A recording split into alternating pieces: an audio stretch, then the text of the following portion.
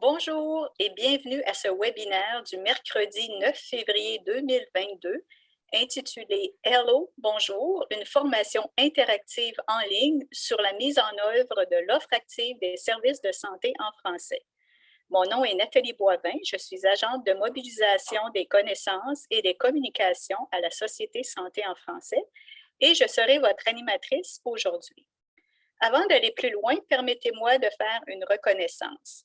Donc, je reconnais que je me situe sur un territoire autochtone millénaire, lieu de rencontre et de diplomatie entre les peuples et lieu de la signature du traité de paix et d'amitié que les Malécites et les Micmacs ont conclu avec la couronne britannique en 1725. Je remercie les peuples Micmacs et Malécites de leur hospitalité sur ces territoires non cédés. Alors, la Société Santé en français est un mouvement national mobilisateur qui, par la force de ses 16 réseaux provinciaux, territoriaux et régionaux, a pour objectif de promouvoir le développement de la santé en français des communautés francophones et acadiennes vivant en situation de minorité linguistique au Canada.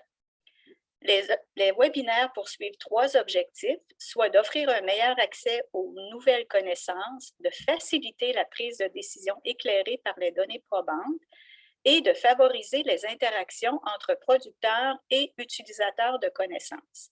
Le webinaire d'aujourd'hui s'inscrit dans la série Développement professionnel. Cette activité est rendue possible grâce au financement de Santé Canada.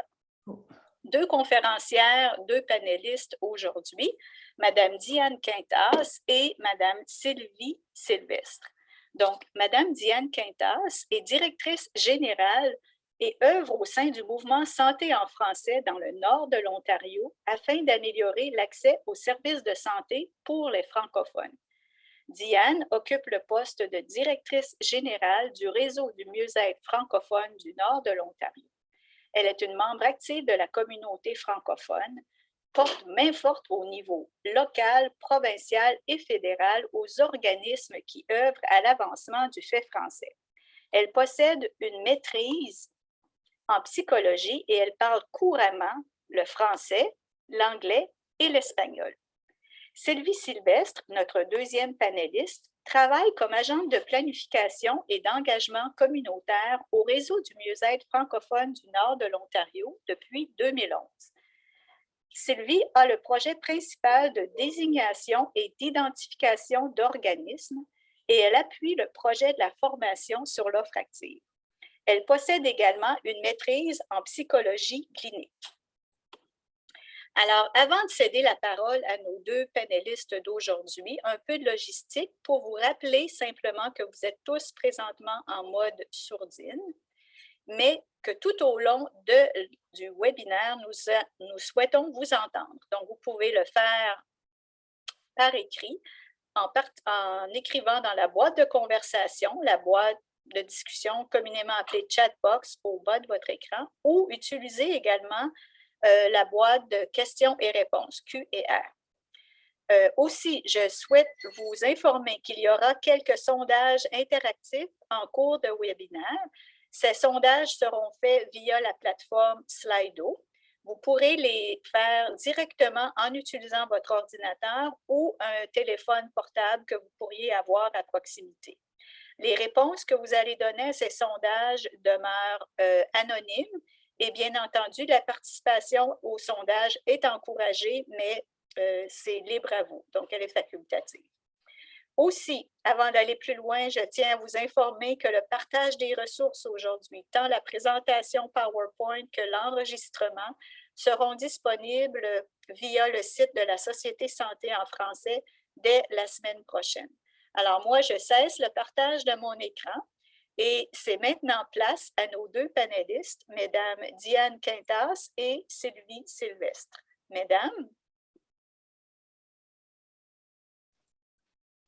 Eh bien, bienvenue tout le monde. Bonjour et content de vous voir aujourd'hui. Pas vous voir, mais de savoir que vous êtes tous là à nous écouter pour parler de la formation interactive ou la formation en ligne sur la mise en œuvre de l'offre active des services de santé en français. Comme l'a si bien dit Nathalie, je suis Diane Quintan, je suis directrice générale du réseau du mieux-être francophone du nord de l'Ontario. Et avec moi aujourd'hui, Sylvie Sylvestre, qui est l'agente de planification pour la région de Cochrane. Mais dans le nord de l'Ontario, mais qui est aussi la personne qui nous appuie au niveau de la formation offre active et qui a vraiment fait beaucoup, beaucoup de travail sur la formation, la création de la formation, la propagation et le partage de la formation. Alors, bien contente d'avoir Sylvie avec moi aujourd'hui. Pour commencer, on va vous faire un petit sondage Slido. C'est aussi une opportunité pour vous d'essayer. Alors, vous verrez sur l'écran à la gauche, il y a un code QR. Vous pouvez, avec votre téléphone intelligent, faire comme si vous étiez pour prendre une photo du code QR et ceci vous amènera au sondage. Sinon, vous avez aussi l'option d'aller sur votre furteur Internet, taper slido.com et mettre le code qui est là. Ou je demanderai aussi à Manon de mettre dans le chat le lien direct à la question, aux questions. Alors, ce sont les options. Alors, les questions sont affichées à l'écran, seront aussi dans votre Slido. Je connais très bien l'offre active. J'ai suivi la formation en ligne développée par le réseau. Je connais bien le sujet. Je connais peu le sujet. Puis, je ne sais pas c'est quoi l'offre active. Alors, on voit déjà des gens qui sont en train de répondre. On a six personnes qui ont répondu au sondage. Alors, je vais donner une autre petite minute au cas où il y en a d'autres qui répondent. Vous donner la chance de vous joindre au Slido. Une autre chose que je peux vous dire par rapport à le Slido, c'est gardez-le ouvert une fois qu'il est ouvert sur soit votre téléphone ou votre furteur Internet. Et la prochaine question va aussi apparaître une fois qu'elle soit affichée à l'écran. Alors, vous n'aurez pas besoin de retourner à chaque fois dans le sondage. Ça va juste passer d'une question à l'autre. Si jamais, pour une raison, vous sortez, vous pouvez toujours re-rentrer. Chaque page aura l'option de donner le code avec la fiche slido.com ainsi que le code QR et aussi dans le chat, le lien au sondage.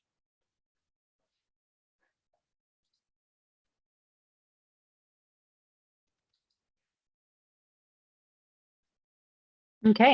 Alors, vraiment, Sylvie, on pourrait retourner chez nous. Moi, je suis déjà chez nous.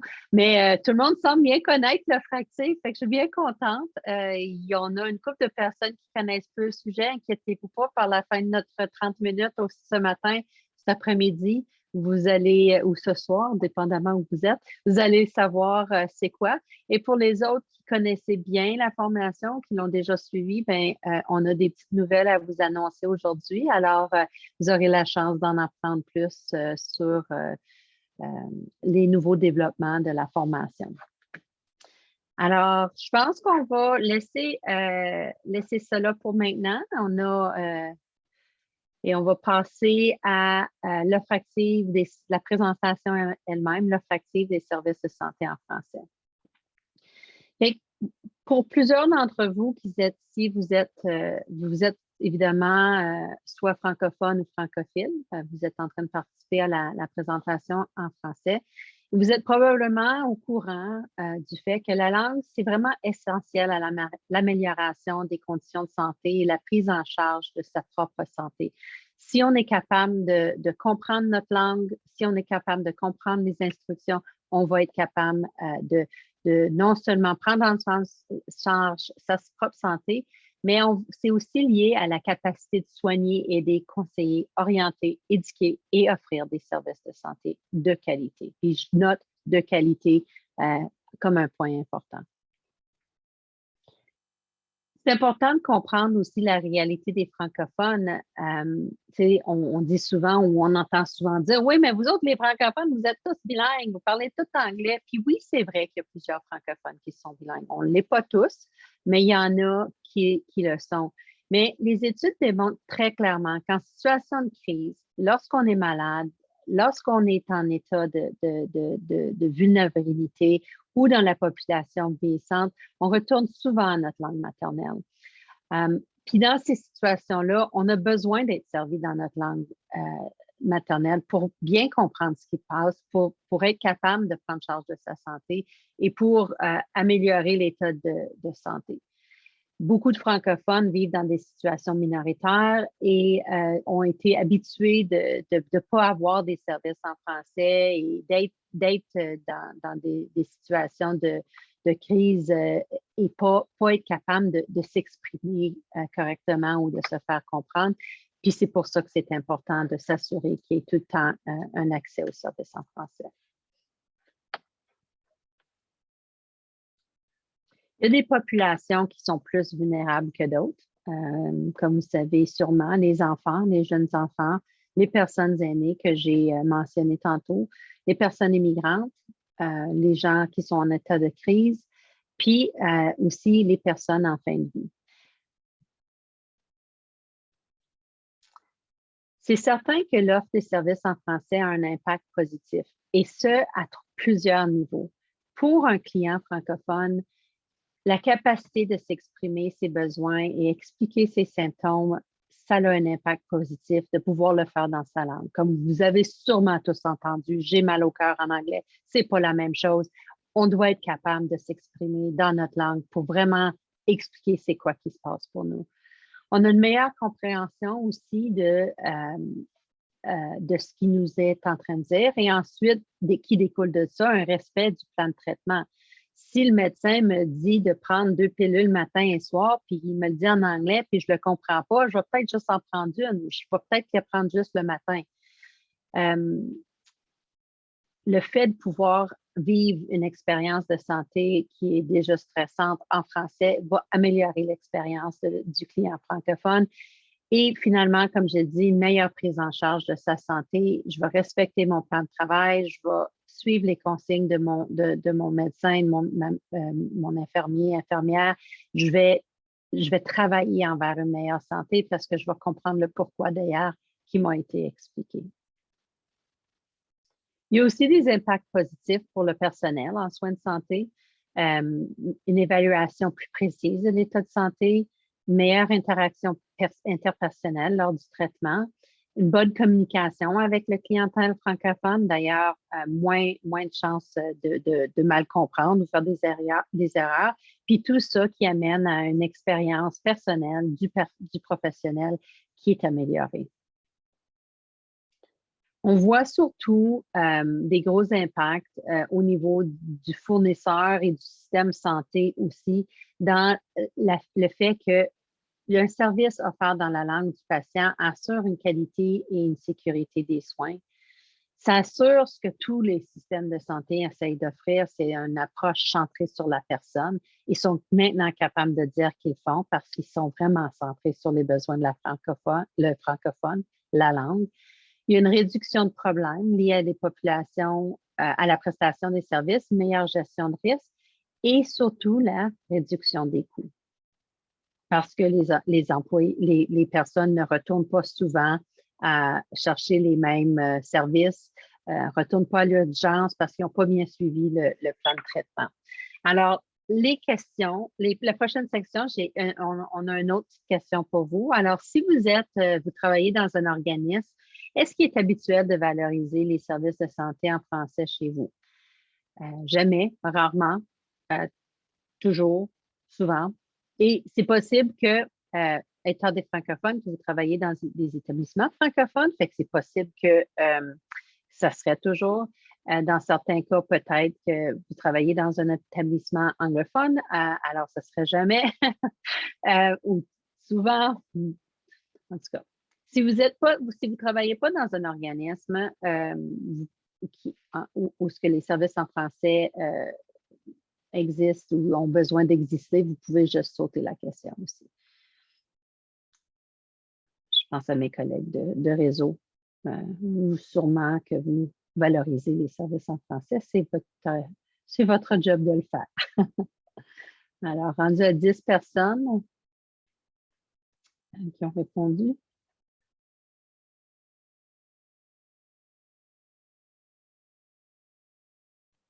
OK. Fait que je pense qu'on peut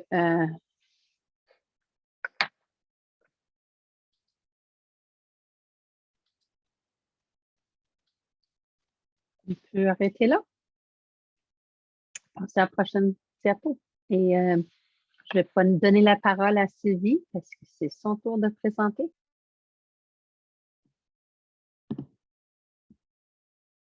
Merci, Diane. Je ne suis pas certaine, mais j'ai peut-être vu quelqu'un qui avait levé la main. Ou est-ce qu'on continue? Je ne suis pas certaine.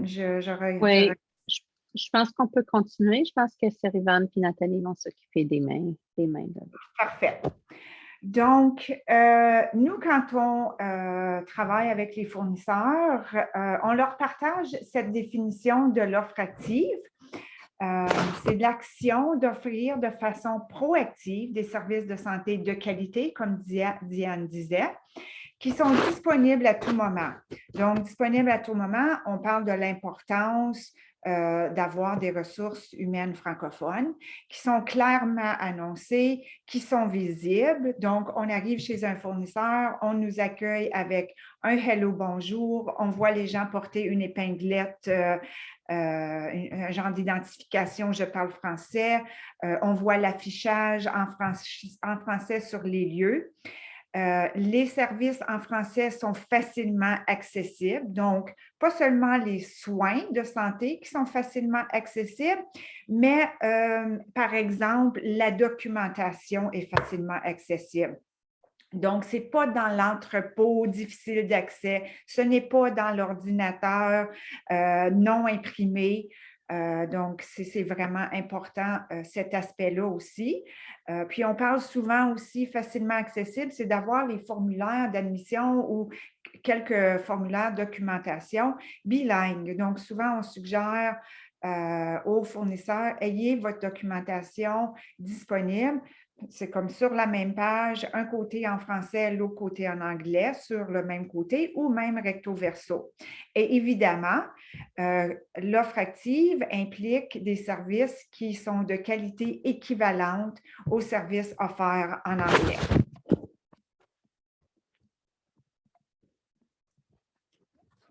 Quels sont les éléments nécessaires à une offre active? Mais premièrement, il est très important de reconnaître qu'il y a des francophones dans votre région, dans vos communautés. Donc, on a besoin d'identifier les francophones selon la langue maternelle pour pouvoir ensuite reconnaître leurs besoins linguistiques et leurs besoins culturels. Notre formation sur l'offre active amène une sensibilisation au niveau de la responsabilisation des fournisseurs et du personnel en soins de santé. Et puis, notre formation donne beaucoup d'exemples concrets pour améliorer l'accès des services de qualité en français.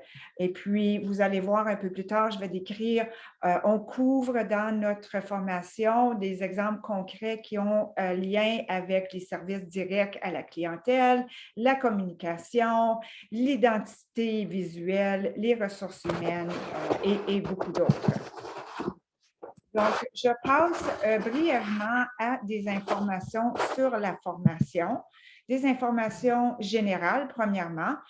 Sachez que la formation est disponible en français et en anglais et elle continue d'être gratuite. On a deux genres de formation disponibles. On a une formation d'une durée de 5 heures qui comprend une introduction et 6 modules. Et aussi, dans certaines régions, comme en Ontario, on a maintenant la formation d'une durée de 3 heures. Donc, l'introduction et les modules 1, 2, 3. Et cette durée de 3 heures, cette formation abrégée, est aussi disponible en format générique au niveau national. Et puis, en plus, certaines provinces et territoires aussi ont la formation adaptée à leur contexte, mais c'est la formation qui est une durée de 5 heures. Donc, notre formation s'adresse à toute personne qui travaille ou qui étudie dans le domaine de la santé ou dans un domaine connexe, que ce soit les services sociaux, les soins communautaires. Et puis, s'adresse aussi à des bénévoles, à des membres de conseils d'administration. Et puis, on fait beaucoup la promotion que les gens peuvent s'inscrire comme individus, individuellement, ou que les fournisseurs, les organismes peuvent aussi demander un compte d'organisme. Donc, si un organisme décide que la formation est obligatoire pour tous les employés, et veulent suivre le progrès des employés et faciliter aussi l'inscription de leur personnel, il est possible de travailler avec nous pour demander un compte d'organisme. Et puis, finalement, il y a possibilité d'obtenir des crédits d'apprentissage continu. Vous pouvez vous renseigner auprès de votre ordre professionnel. Mais sachez que le Collège canadien des leaders en santé, une fois que vous avez réussi la formation en ligne, ça permet à un membre certifié de ce collège d'acquérir soit 1,5 ou 2,5 crédits de catégorie 2. Donc, nos objectifs, très important de continuer à sensibiliser les gens qui travaillent ou qui étudient dans le domaine de la santé ou, comme je le disais, dans un domaine connexe, à la valeur et à l'importance de l'offre active des services de santé en français. Il faut, la formation permet de sensibiliser les gens au rôle important qu'ils peuvent jouer dans l'amélioration durable de l'offre active et on parle beaucoup de la promotion, de la sécurité, de la qualité des soins en français qui sont centrés sur la personne. Donc, quelques informations sur les modules. Comme je disais, on a 6 modules. Donc, une introduction à la formation qui est d'environ 30 minutes pour prendre connaissance un peu du déroulement de la formation, avoir une connaissance de base de la francophonie à l'échelle du pays et une compréhension de base du concept de l'offre active. Puis ensuite, on suit avec les 6 modules qui sont d'une durée d'environ 45 minutes. Okay, donc, dans le module 1, Excellence de service centré sur la personne, dans ce module-ci, on décrit les caractéristiques générales de l'offre active. On couvre différentes meilleures pratiques liées au service direct à la clientèle, de même que des meilleures pratiques par rapport à l'identité visuelle et la communication. Et on termine ce module avec un témoignage d'une médecin de famille qui évoque l'importance d'une offre active des services de santé en français. Dans le module 2, Équité et sécurité, on couvre l'importance de ces deux concepts, équité et sécurité, dans une approche centrée sur la personne. Le module 3, les compétences culturelles. Dans ce module, on offre une meilleure compréhension du concept de la culture et les éléments à considérer dans l'offre des soins qui sont culturellement adaptés. On parle aussi des risques qui sont liés au non-respect du contexte culturel chez les francophones qui vivent en situation minoritaire. Et puis, le module termine avec une étude de cas qui offre des pistes d'action pour offrir des soins qui sont culturellement adaptés aux francophones encore en situation minoritaire. Okay. Le module 4, recrutement et rétention des ressources humaines bilingues. Dans ce module-ci, vous allez avoir une meilleure compréhension de la stratégie de ressources humaines en santé qui a été développée par le réseau Franco Santé du Sud de l'Ontario Et c'est vraiment un sommaire de cette stratégie qui est sur une plateforme en ligne qui permet de soutenir les organisations de santé dans leur processus de recrutement et de rétention de personnel bilingue pour qu'ils puissent offrir des services en français et en anglais. Donc, dans notre module, on offre quand même du concret, mais c'est vraiment un survol, les grandes lignes de cette formation. J'ai déjà suivi cette formation, donc j'encourage vraiment les gens à aller regarder la formation et la suivre éventuellement. Donc, dans le module 5, Environnement de travail et culture organisationnelle, ce module couvre le sujet de leadership par rapport aux services en français afin qu'on puisse discerner les différents rôles des différents acteurs, que ce soit le personnel de première ligne, les gestionnaires, les membres de conseils d'administration qui travaillent dans la mise en œuvre de l'offre active. On permet aussi dans ce module d'avoir une meilleure compréhension des étapes pour développer une culture organisationnelle bilingue, encore dans un contexte majoritairement anglophone. Et puis, on termine en identifiant les grandes lignes de la planification, de la mise en œuvre des services de santé en français.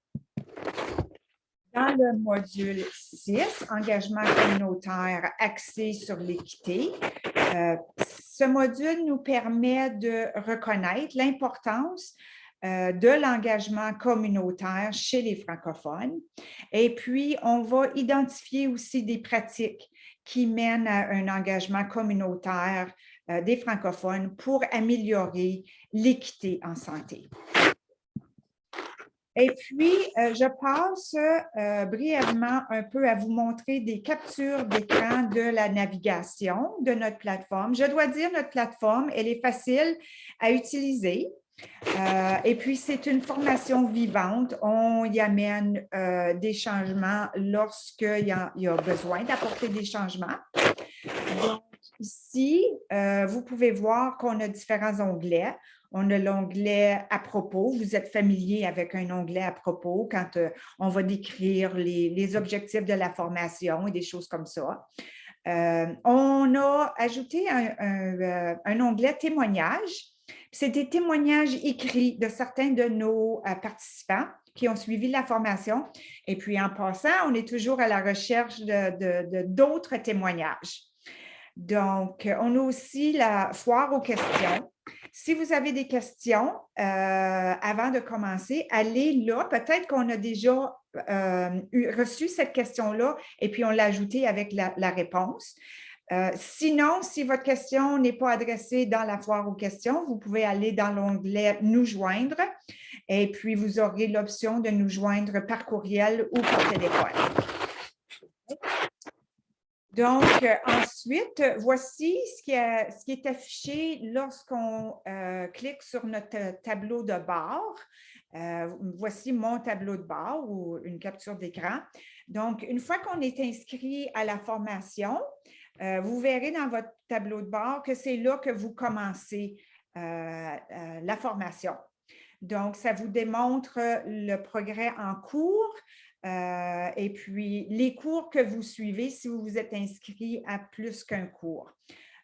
Donc, c'est ici aussi que Diane va mentionner tout à l'heure l'accès à d'autres modules complémentaires qui sont peut-être déjà là ou qui sont à venir. Et vous allez voir aussi, il y a un onglet « Forum de discussion ». Juste pour vous laisser savoir, ce forum de discussion est pour une discussion entre professionnels de la santé, médecins. Ce n'est pas un appui à notre plateforme. Pour un appui à notre plateforme, on vous invite à aller à l'onglet « Nous joindre ». Donc là, on est prêt à commencer la formation.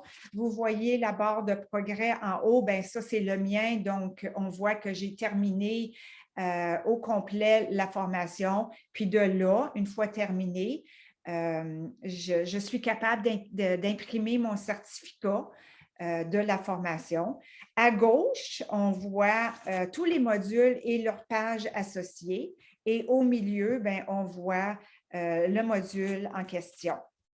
Puis, à la fin, vous allez voir qu'il y a une évaluation globale de la formation aussi. Et puis, on cherche toujours la rétroaction des participants pour pouvoir continuer à rencontrer vos besoins et continuer à améliorer, alimenter notre formation que j'ai décrite comme une formation active. Je suis allée un peu trop vite. Ah oui, je voulais dire aussi qu'on a des vidéos de témoignages, que ce soit des témoignages de professionnels de la santé, d'expériences de patients, parce qu'on nous a beaucoup dit dans le passé que souvent, ces témoignages venaient toucher les gens et puis ils s'en souvenaient beaucoup, beaucoup, beaucoup. Donc, il y a des témoignages comme ça. Puis les témoignages aussi sont accompagnés d'évaluations formatives. Tous les modules ont aussi une évaluation formative à la fin. On veut s'assurer que les gens n'ont pas fait juste clic, clic, clic, clic, clic, pas lu la formation et puis inscrire, compléter, mais les évaluations vont permettre de retourner pour s'assurer que vous avez bien compris le module en question. Et puis, il y a une certaine note de passage qui est associée à chaque évaluation de chaque module. Parce que si vous faites demande pour des crédits avec votre ordre ou votre collège quelconque, on veut s'assurer que vous avez effectivement suivi et atteint la note de passage de la formation. Donc là, je laisse la parole à Diane. Merci. Oui, ma sourdine. Fait que Sylvie a un petit peu volé mon punch en disant qu'il y avait d'autres formations qui viennent, mais c'est pas grave. C'est bien correct. Mais je vais en parler un petit peu plus longuement. Fait que Sylvie vous a déjà parlé du fait que la formation en Ontario, elle est maintenant découpée en deux. Fait qu'on a les modules 1 à 3, qui est une formation de 3 heures. Cette formation est aussi disponible pour la formation générique à travers le Canada. Puis ensuite, on peut avoir des crédits d'éducation continue avec le Collège des leaders. Puis ensuite, on a aussi les modules 4 à 5 où les gens peuvent présentement suivre la formation les modules 1 à 6, puis recevoir les crédits d'éducation à ce moment-là en faisant la formation de 5 heures. Alors, en Ontario, ils ont présentement cette option-là de suivre soit la formation de 3 heures ou la formation de 5 heures. Éventuellement, ce qu'on s'attend à faire dans les prochains mois, c'est d'avoir une formation qui comprend les modules 1 à 3. Et ensuite, toutes les autres formations seront considérées comme des modules complémentaires. Fait que les gens pourraient dire, moi, je veux suivre la formation de 3 heures et je veux la module 5, mais pas la 4 et la 6. Tu as le choix. Puis, il y aurait des crédits pour chacune des modules. On est aussi en train de travailler sur des modules additionnels. Fait que, par exemple, puis tout ceci vient en passant de notre expérience de travail avec les fournisseurs de soins, avec les gens qui ont suivi la formation, qui nous ont dit « Ah, c'est trop long, 5 heures, on aimerait ça plus court. » Ou la module sur l'engagement communautaire, c'est pas pertinent pour moi parce que je suis un travailleur de première ligne. Fait que ça nous a permis d'adapter au fur et à mesure que la formation a grandi une formation qui est plus adaptée aux besoins des gens qui vont la suivre. Fait une des demandes qu'on avait souvent, c'était une formation spécifique au niveau des soins de longue durée. La réalité des gens qui vivent dans des maisons de soins de longue durée ou qui travaillent dans des maisons de soins de durée. Comment est-ce qu'on peut faire de l'offre active dans ce contexte spécifique-là pour appuyer nos personnes qui vivent dans ces maisons-là ou les foyers? On est tous Puis cette module, elle est déjà complétée. Je vais vous en parler un petit peu après cette diapo. Mais on est aussi en train de travailler parce qu'on a reçu des fonds tout dernièrement pour rajouter d'autres modules. Fait qu'on est en train de travailler sur 3 autres modules. Une en santé mentale et dépendance. Une en soins primaires. Fait que ça, c'est une formation qu'on est en train de travailler avec les médecins de l'École de médecine du Nord de l'Ontario pour créer une formation qui est vraiment spécifique pour les médecins de première en soins primaires. Puis un autre module qui fait un petit peu partie aussi de notre projet qu'on a avec l'IRCC pour les personnes immigrantes francophones. Fait qu'on sait que le contexte de la langue est important, mais il y a aussi tout l'aspect de la culture. Et pour les nouveaux arrivants, ça peut être très important, cet aspect-là. Souvent, les nouveaux arrivants aussi, ils n'ont pas une connaissance du système de santé. Fait que c'est non seulement des défis avec comprendre la langue, le français, souvent, c'est leur 3e langue parlée ou 2e langue parlée, mais c'est avant le français. Alors, pour eux, ils s'identifient comme étant un francophone pour les besoins de services en santé, mais non seulement que ce défi de la langue, fait que le service doit être offert dans la langue, mais il faut aussi travailler sur même juste le contexte du système de santé dans la province où ils se trouvent, parce que le système de santé d'où qu'ils viennent, dans leur pays d'origine, peut être très, très différent. Alors, ces 3 modules additionnels devraient être complétés par la fin mars et pourront aussi être complétés individuellement par la personne et prendre juste la module qui les intéresse. Alors, pour la module des soins culturellement adaptés pour les francophones dans les foyers de soins de longue durée, celle-ci a été faite vraiment pour aider les travailleurs dans le domaine de soins de longue durée à reconnaître l'importance des soins culturellement adaptés pour les francophones. On sait souvent dans les foyers, il y a des activités qui sont faites. Nous, on essaie de leur aider à trouver des façons de faire des activités pour la population francophone qui est culturellement adaptée à leur réalité. Comme par exemple, il y a des maisons ici qui faisaient de la tire Sainte-Catherine pour les francophones ou qui fêtaient ici en Ontario la journée des Franco-Ontariens. Et faisaient des événements comme ça qui étaient plus adaptés aux besoins de leur population francophone. L'importance, évidemment, de l'offre active des services en français, de ne pas attendre que la personne aînée demande les services parce qu'on le sait tous, ils vont dire yes, yes, yes, mais vraiment, ils n'ont rien compris de ce qui s'est fait dire. Souvent, c'est le cas parce qu'ils ne veulent pas déranger, ils ne veulent pas causer de problèmes. Alors, l'offre active est vraiment importante parce que quand on fait de l'offre active, on voit qu'ils vont accepter de se faire servir en français. Encore une fois, les activités qui sont culturellement adaptées pour les francophones. Alors, excusez, je me suis trompée. Le premier, c'était les soins qui étaient culturellement adaptés. Maintenant, on parle des activités.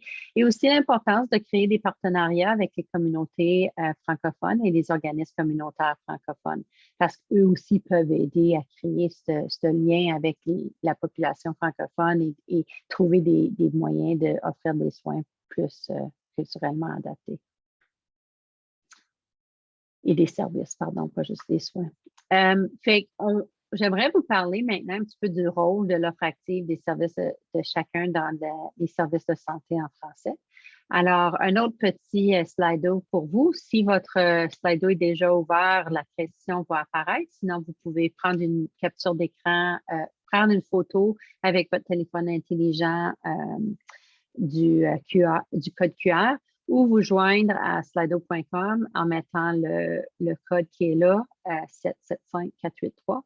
Puis Manon, si tu pourrais aussi mettre dans le chat le lien pour ceux qui peut-être n'ont pas eu la chance de le voir. Fait que, est-ce que vous vous identifiez comme francophone lorsque vous utilisez des services en français? Fait qu'en tant que francophone, je sais que c'est pas toujours facile, même moi, qui fais la promotion de l'offre active. Des fois, je me retrouve à l'urgence, puis c'est pas toujours facile de m'identifier. Hein? C'est pas toujours facile de dire non, je veux mes services en français. Parce que qu'est-ce qui prime, c'est je veux mes services, hein? Mais c'est quoi le rôle qu'on pourrait jouer sans mettre le fardeau sur l'épaule des francophones de demander les services, mais est-ce qu'il y a un rôle qu'on peut jouer comme francophone pour assurer qu'on ait les services qu'on a besoin d'avoir? Alors, je vois que on a 15 personnes qui ont répondu. Alors, on a 23 participants, mais on peut pas continuer. Alors, en tant que francophone, voici quelques petites choses qu'on peut faire. S'identifier comme francophone dès l'inscription. Malgré que je ne me bats pas toujours pour mes services en français, même si je devrais, j'arrive toujours au comptoir en disant bonjour. Souvent, ça ne fait absolument rien parce que la personne répond en anglais, mais au moins, je me suis identifiée. J'ai dit bonjour, j'ai dit bonjour, puis j'ai rien. C'est un début. Et si j'ai l'option de dire, si on pose la question, ben, j'ai l'option de dire oui, je suis francophone. L'autre chose, c'est d'utiliser les services qui sont offerts activement en français. Souvent, encore une fois, on ne veut pas déranger, fait qu'on peut dire non, non, it's okay, I do it in English. Mais il est offert, fait utilisez-les. Remplir des questionnaires de satisfaction d'expérience basés sur votre expérience en tant que francophone. Est-ce que j'ai reçu... Le service était excellent, mais le service aurait été mieux si j'aurais eu mes services en français. Prendre le temps de remplir ces questionnaires-là. Puis aussi participer à la planification des services et à la gouvernance des services de santé. Peut-être joindre le conseil d'administration d'un établissement de santé ou les comités de services en français ou juste participer quand ils ont des séances de planification pour la communauté. Maintenant, la prochaine question, c'est quelle action en tant que ressources humaines est-ce que vous pouvez prendre pour faire connaître le fait que vous êtes capable d'offrir des services en français? Alors, on a une couple d'options ici. Je porte une identification, une épinglette, j'ai une affiche à mon poste de travail, j'accueille la clientèle, ma boîte vocale est bilingue, je demande aux gens dans quelle langue qu'ils souhaitent que je communique avec eux. J'offre des documents, des formulaires en français. Alors, encore une fois, je vous demanderai de répondre si vous êtes quelqu'un qui offre ou qui a une capacité ou qui travaille directement avec les ressources humaines en français. J'ai perdu mon écouteur. Ah, voici, ça commence à rentrer. Il y a beaucoup de choses à cocher, fait que ça prend un petit peu plus longtemps pour cela.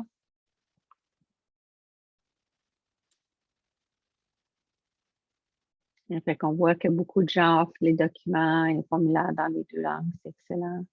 La boîte vocale qui est bilingue. Des fois, c'est une carte de travail qui dit « Je parle français ».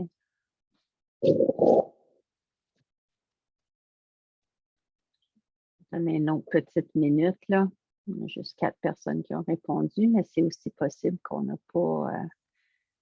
c'est pas toutes des gens qui travaillent pour offrir des services en français. Descendons, Sylvie, toutes ces réponses, est-ce qu'il y en a qui ont coché ça? Ah.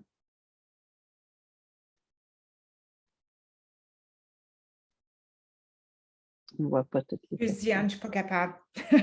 C'est correct. On va juste, on a 6 personnes qui ont répondu, puis bravo à vous. Vous faites du beau travail pour vous afficher en prenant des mesures pour assurer que les gens sachent que vous êtes francophone. Alors, pour la prochaine diapo, je vais vous dire, en tant que membre du personnel de soins de santé, votre rôle dans la promotion de l'offre active, c'est justement ça, c'est d'accueillir les clients avec une salutation bilingue et ensuite poursuivre la conversation dans la langue qu'ils choisissent. S'identifier comme une personne qui parle français avec les méthodes qu'on a indiquées dans la page précédente, soit en ayant une épinglette, en disant bonjour, hello, en l'ayant inscrit sur votre pupitre, votre carte d'affaires, votre boîte vocale, etc. Puis aussi, c'est de comprendre les besoins de la clientèle francophone. C'est de s'éduquer et d'apprendre à connaître pourquoi c'est important l'offre active, puis pourquoi il faut offrir des services qui sont culturellement et linguistiquement adaptés pour les clients francophones. Puis, pas le cas ici, mais dans un cas où ce que vous n'êtes pas un professionnel francophone, vous n'êtes pas capable de parler en français, c'est de diriger les clients francophones vers un pourvoyeur qui est capable de l'offrir en français. Puis même en tant que francophone, si vous avez à référer vos clients ailleurs, tentez de les référer vers des services en français. Alors, en tant qu'organisme, alors si vous travaillez dans un organisme, que ce soit francophone, anglophone, y a-t-il une politique écrite sur l'offre des services en français ou dans les 2 langues officielles du Canada? Si vous ne travaillez pas dans un organisme, c'est possible de ne pas répondre.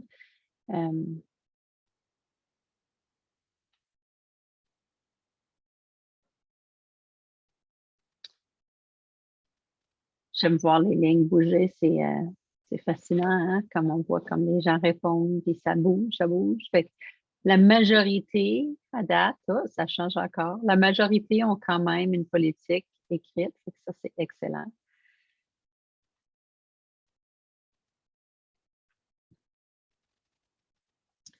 OK, on va passer à la prochaine. Fait qu'en tant que fournisseur de services de santé, le rôle dans la promotion de l'offre active, c'est d'avoir un mécanisme pour déterminer l'identité linguistique de la clientèle. Nous, on prône beaucoup l'utilisation de la variable linguistique. Demandez les 2 questions sur la variable linguistique. Quelle est votre langue maternelle, français, anglais? Puis la deuxième question, si votre langue n'est pas le français ou l'anglais, dans quelle des 2 langues officielles êtes-vous le plus à l'aise de recevoir vos services? On n'utilise pas une langue de préférence parce que ça c'est une question de choix et non pas une question de besoin. Et on demande la deuxième question pour assurer qu'on va chercher les gens que leur première langue, peut-être c'est, je ne sais pas, l'espagnol et leur deuxième langue parlée est le français. Ma tante, c'est son cas. Tandis que mes cousins, leur deuxième langue française, c'est l'anglais. Fait qu'ils ont quand même, mais la première langue, c'est l'espagnol, mais entre les 2, français et anglais, un préfère le français, non pas préfère, mais un comprend le français, l'autre comprend l'anglais. Ouvrir la gouvernance à la communauté francophone, énoncer une politique sur les services en français, engager la communauté francophone, alors les engager à vous aider dans le travail que vous faites, dans les plans de service, dans les plans stratégiques, etc. Intégrer les services en français dans la planification stratégique. Planifier, coordonner, évaluer les services en français. Fait que si vous posez la question de combien de clients francophones rentrent dans vos portes, ben vous devez ensuite avoir une idée de comment mieux planifier les soins pour assurer qu'il y ait des services de français disponibles pour le nombre de clients que vous desservez, puis ensuite évaluer ces services-là. Recruter, retenir le personnel bilingue, susciter une culture interne favorable à l'offre de services. On entend souvent le seul francophone qui travaille dans la bâtisse.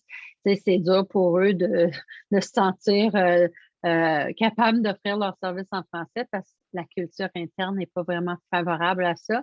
Sensibiliser le personnel à l'importance des services en français. Puis j'ai un outil superbe qui s'appelle la formation sur l'offre active pour aider à sensibiliser les gens. Éduquer les personnels sur les exigences légales liées aux services en français, s'il y en a dans votre province ou territoire, puis utiliser le personnel, outiller le personnel dans la mise en œuvre des services et de l'offre active. On arrive à la fin, c'est une bonne chose parce qu'on tire à la fin du temps aussi. Si vous n'avez pas déjà complété la formation sur l'offre active, parce qu'il y en a qui l'ont dit qu'ils l'avaient faite, suite à ce webinaire, avez-vous maintenant envie de la suivre, la formation?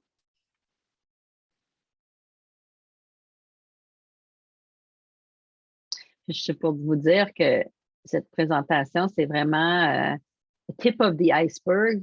C'est vraiment une formation qui touche un petit peu l'outil, mais qui n'en parle pas à 100%. Là.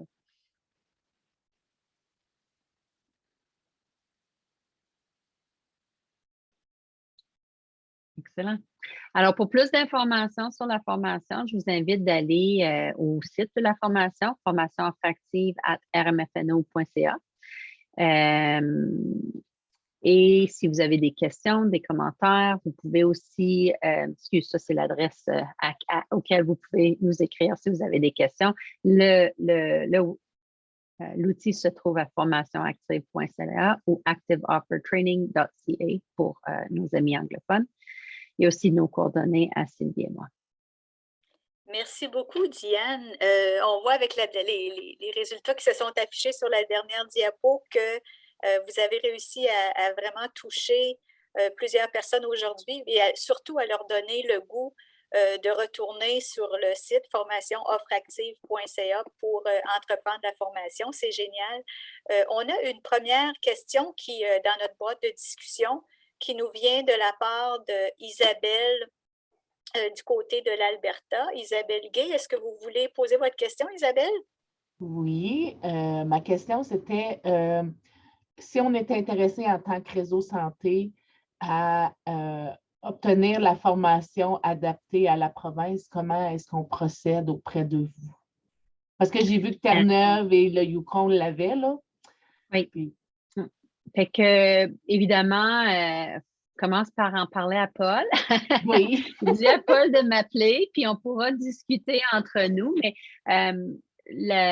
initialement, on avait reçu des fonds de Santé Canada pour adapter la formation à un niveau national. Alors, il y a la version adaptée nationalement qui peut être suivie par n'importe qui. Si vous avez un besoin de l'adapter spécifiquement pour votre région, comme a été faite Saskatchewan, Terre-Neuve, l'île du Prince-Édouard l'avait aussi fait adapter. Bien, ça voudrait dire un certain travail de plus, mais on pourrait définitivement en discuter pour voir comment on peut faire ce travail-là ensemble. OK, excellent. Puis juste avant de... quand on va là, sur le site, la plateforme, puis qu'on s'inscrit, je me rappelle, parce que je suis inscrite, je me rappelle que je pouvais choisir, mais je ne me rappelle pas avoir vu national. Est-ce que je prends celle de l'Ontario ou il y en a vraiment une qui est marquée nationale? Quand vous allez, je vais juste partager mon écran 2 secondes. Fait que quand vous allez dans la plateforme Formation Offreactive, c'est commencer votre formation aujourd'hui.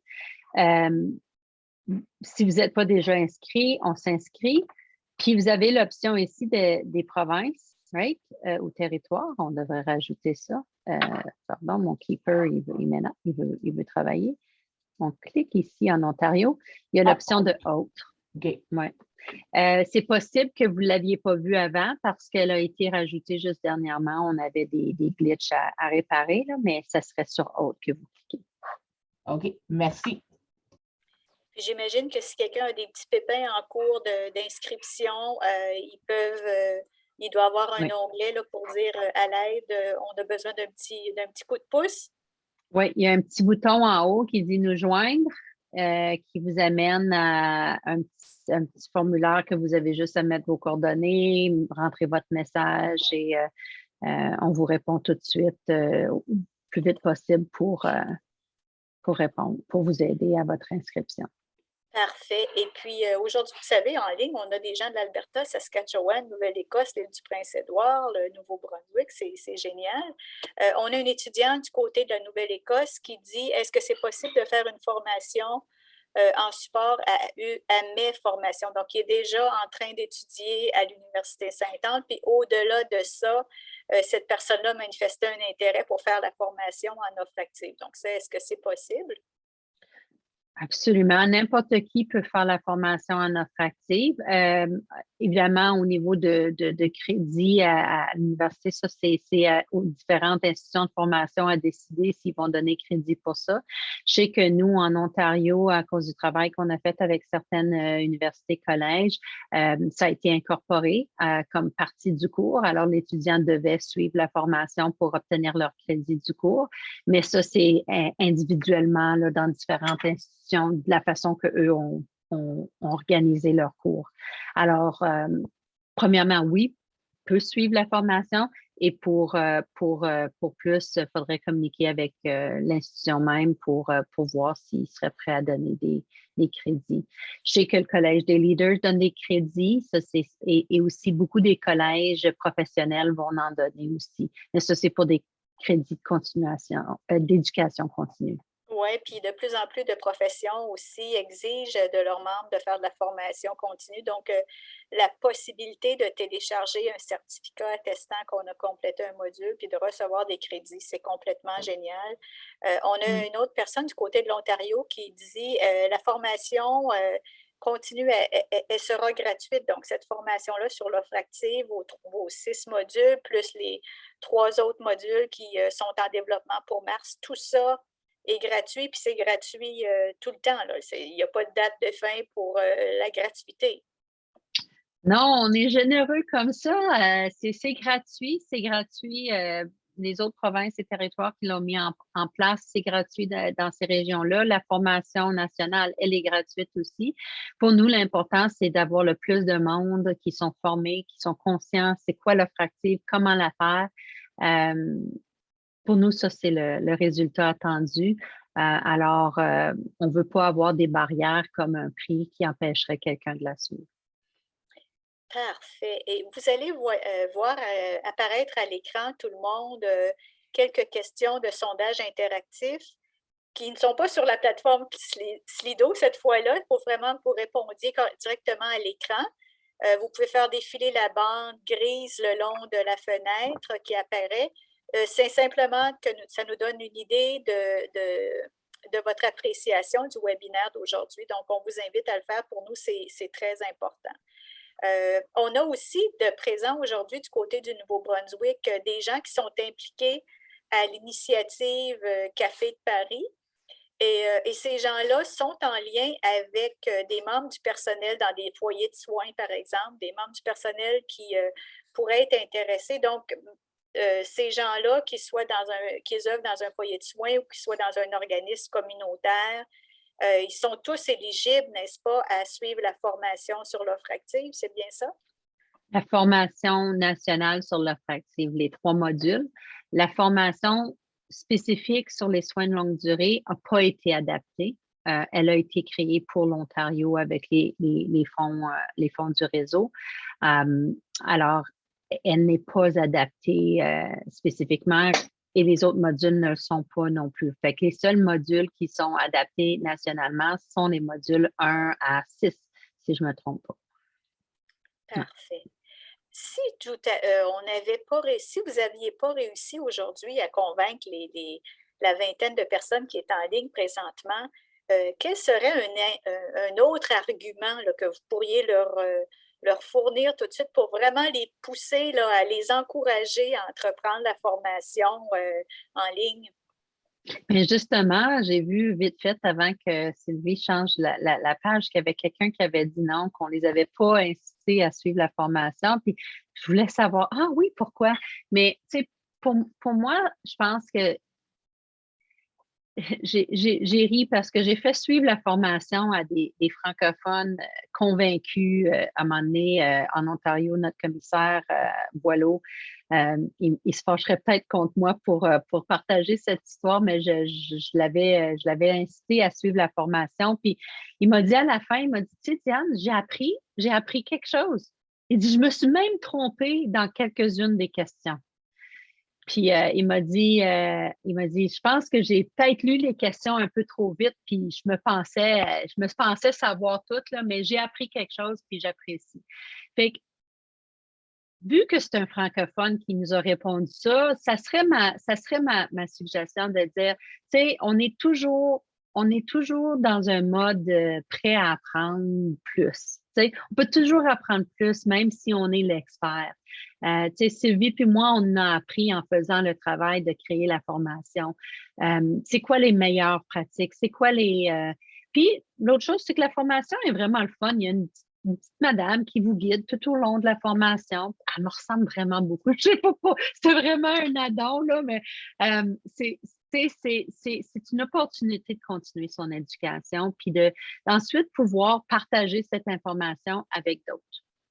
Parfait. On a une question qui est la suivante. Ça revient un peu à ce que Isabelle a demandé en début de session. Qu'est-ce que vous voulez dire par adapter la formation pour une autre province? Fait que, en Ontario, on a des lois, on a un modèle de désignation des organismes francophones qui découlent de la loi, etc. Alors, la formation qui a été créée initialement pour l'Ontario parle de ces éléments-là. Elle parle de les obligations des fournisseurs, des ressources humaines, dans des organismes désignés ou identifiés, etc.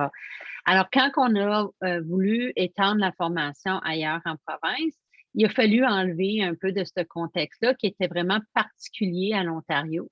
Et dans certaines provinces et territoires, ce qu'ils ont voulu faire, c'est rajouter un contexte qui était plus spécifique à leur région. Prenons par exemple l'île du Prince-Édouard qui a la carte santé qui identifie la langue du patient. Encourager les gens de s'assurer que leur carte santé est à jour et que leur langue maternelle est identifiée. Fait que vraiment d'aller chercher les spécificités de chacune de ces provinces et territoires pour rajouter ce contexte-là dans leur formation. La formation générique pan-canadienne, elle est vraiment juste l'offre active en général. Comment et quoi. Il n'y a pas de spécificité d'aucune province et territoire, c'est juste l'offre active en général. On a quelqu'un qui a déjà fait la formation dans le passé et puis elle se demande si la nouvelle formation ou la formation qui est présentée aujourd'hui, est-ce qu'elle est vraiment très différente? Est-ce que cette nouvelle version-là est vraiment très différente de la version passée de l'offre active? Les 6 modules sont les mêmes. Ce qui est nouveau, c'est les modules à venir. Alors, si vous êtes inscrite inscrite ou inscrit déjà dans la formation et que vous les avez suivis, bien, vous allez pouvoir retourner dans la plateforme. Votre progrès à date va être là, le fait que vous avez suivi les 6 formations et vous allez pouvoir vous joindre à une autre module et la suivre à travers votre plateforme. Il y aurait potentiellement les gens qui auraient suivi la formation au tout début ou qui n'avaient pas un besoin de s'inscrire de la même façon, peut-être. Mais dans ce cas-là, vous avez juste à communiquer avec nous et on pourrait vous appuyer. Parfait. Alors, le temps de notre rencontre d'aujourd'hui est écoulé. Je tiens à vous remercier, mesdames, pour cette excellente présentation qui a vraiment piqué notre intérêt. Et j'annonce aussi à toutes les personnes présentes qu'il y aura un webinaire sur cette formation, mais le webinaire sera offert en English le 9 mars prochain. Donc, si vous avez des collègues qui aimeraient entendre parler de cette formation-là, mais dans leur langue maternelle à eux, qui est l'anglais, n'hésitez pas à leur faire parvenir l'invitation. Tout est disponible via le site de la Société Santé en français. Sylvie Sylvestre, Diane Quintas, je vous félicite pour cet excellent produit que vous nous avez partagé aujourd'hui et je souhaite longue vie et encore plein d'autres modules qui s'ajouteront à cette formation en ligne. Merci beaucoup. Au revoir. Et merci à vous. Au revoir.